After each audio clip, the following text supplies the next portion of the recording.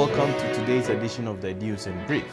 Coming up, Bank of Ghana turns attention to rural and community banks after commercial banks and savings and loans sector cleaning. It is emerging that a farmer obstructed the assailants of the late Asampomhene from completely burning his vehicle and his body, and President Akufo-Addo signs the illegal mining law.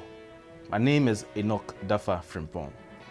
After the cleaning of the commercial banks and savings and loan sectors, the Bank of Ghana has turned its attention to the rural and microfinance sectors.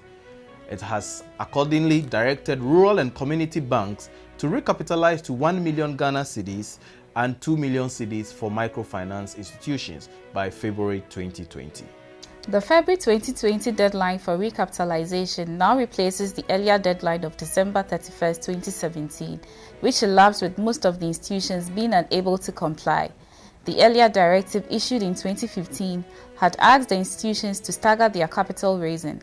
According to the Bank of Ghana, rural and community banks and microfinance institutions that fail to comply with the new deadline would be sanctioned in accordance with the Banks and Specialized Deposit-Taking Institutions Act, BSDI 2016 Act 930. President Akufo-Addo has assented to the illegal mining law, which pegs sentences for offenders between 15 and 25 years.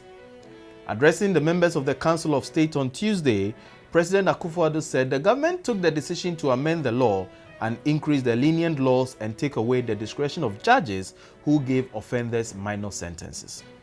With the new law, those who intervene for others will also receive stiffer punishment.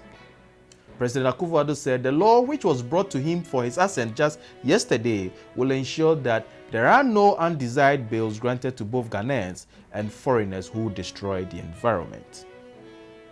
It has been revealed that an obstruction by a farmer prevented the assailants of the late Asampomhene, Ohiniba Kojo Afudo, from completely burning his body and Toyota Land Cruiser V8 vehicle last Sunday. The farmer, who was reportedly in the bush, spotted the vehicle stopped by the roadside and saw the said assailants, who upon seeing him in the bush, moved the vehicle away from that spot. Police investigations are still ongoing to unravel the circumstances that led to the death of Asampomhene. Meanwhile, the police have since picked up 3 suspects and investigations are ongoing. On Monday, the Inspector General of Police, Mr. James Opombuenu, commissioned an elevator for the 6-story Police Criminal Investigations Department headquarters, which has been without one since the completion of the building. The building had been in use since the 1990s and has been without an elevator for almost 3 decades. Social media users have been reacting to news of the commissioning of the elevator. One user on Facebook expressed surprise that a common elevator had to be commissioned by the IGP. He wrote, "Oh Africa, so we are celebrating a common elevator. While some of our counterparts were entering the moon, we are here telling the whole wide world that we are commissioning an elevator. After 60 years of independence, what a joke." Another user commented, "Hey, an elevator keke, and you spent time and resource to commission it? An elevator? Wow, Ghana." Another wrote, "The elevator was installed with financial support from the National Lottery Authority." 2 police officers lost their lives in the line of duty on Monday at Achim Swedro in the Eastern region and Mansour Bodom in the Amansie area of the Ashanti region. While the Swedro case is that of a suspected case of suicide, that of Mansour Bodom was shot by some assailants.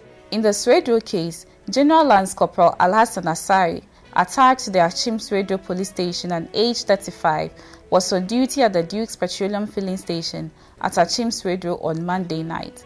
He was found dead with bullet wounds on his head and sitting in a plastic chair early Tuesday morning. In the Mansour Bodom case, the unidentified assailants are said to have shot and killed Corporal Bernard Entry, who was escorting some miners.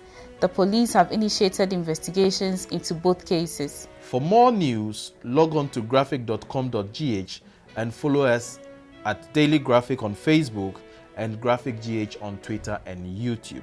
My name is Enoch Dafa Frimpong. Thanks for watching.